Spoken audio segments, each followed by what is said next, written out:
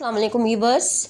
जैसे कि हम पिछली 3 क्लासेस में नरेशन के बारे में जान चुके हैं, उनके रूल 1 और रूल 2 और रूल 3 के बारे में। तो यहाँ पे रूल 4 के बारे में बात करेंगे।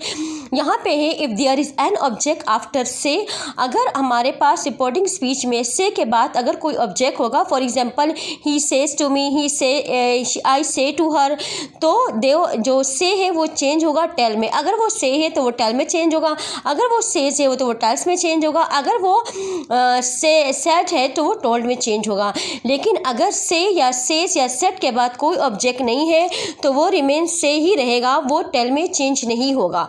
रूल 5 के बारे में हम बात करते हैं। इफ़ द रिपोर्टिंग वर्ब, अगर हमारा जो रिपोर्टिंग वर्ब है वो 3 टेंस में होगा, for example present perfect have said या हैव सेड होगा, प्रेजेंट इंडेफिनिट से या सेज होगा, और फ्यूचर इंडेफिनिट यानी विल से में होगा। अगर हमारा रिपोर्टिंग स्पीच, तो हमारा जो है वो टेंस चेंज नहीं होगा, जस्ट प्रोनाउन चेंज होंगे। यहाँ पे मैंने कुछ सेंटेंसेस दिए हुए हैं, हम इनको अगर चेंज करते हैं, यहाँ पे मैंने कुछ जुमले लिखे हुए हैं जिनको हम चेंज करेंगे आपके सामने। पहला जुमला है she says to my sister you do not work hard. तो she says to my sister, says जैसे हमें पता है कि सब्जेक्ट के साथ वर्ब की फर्स्ट फॉर्म है, तो ये प्रेजेंट इंडेफिनिट का टेंस है। और जब प्रेजेंट, मैंने आपको पहले ही बता दिया है कि प्रेजेंट इंडेफिनिट में जब हम जुमला होगा, रिपोर्टिंग स्पीच होगी, तो टेंस में कोई चेंजिंग नहीं होगी, जस्ट हम प्रोनाउन ही चेंज करेंगे। तो शी सेज टू मी, हम सबसे पहले रूल्स के बारे में रिमाइंड करेंगे कि जब मैंने कहा था कि सेज या सेज के बाद कोई ऑब्जेक्ट होगा तो वो टेल या टेल्स में जाएगा।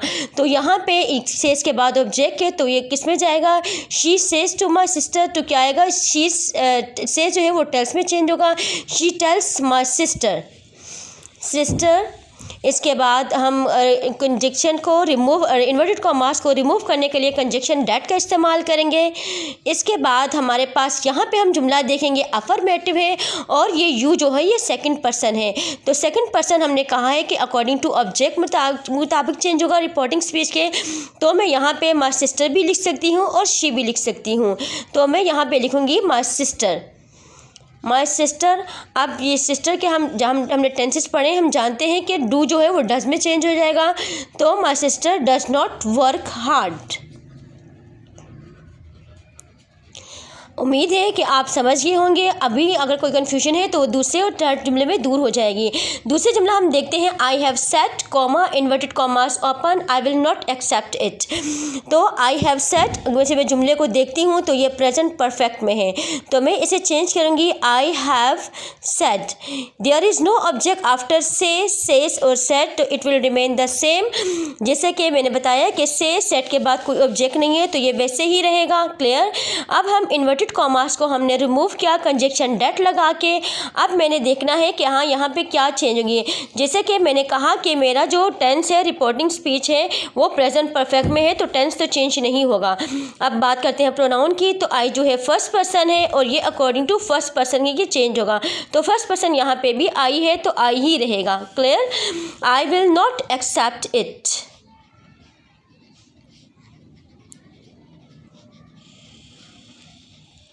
हम थर्ड जुमले की तरफ बढ़ते हैं। थर्ड जुमला है we will say comma she has read the story. We will say को हम देखते हैं तो ये किस में है, फ्यूचर इंडेफिनिट में। तो वी विल से के बाद कोई ऑब्जेक्ट नहीं है तो वो रिमेन सेम ही रहेगा। इन्वर्टेड कॉमास को रिमूव करने के लिए हम कंजक्शन डैट का इस्तेमाल करेंगे। शी जो है ये थर्ड पर्सन है और थर्ड पर्सन मैंने आपको बताया था कि ये चेंज नहीं होता। तो she has read the story, ये जुमला रिमेन सेम ही रहेगा। उम्मीद करती हूँ कि प्रोनाउन की चेंजिंग आपको अच्छी तरीके से समझ में आ गए होंगे।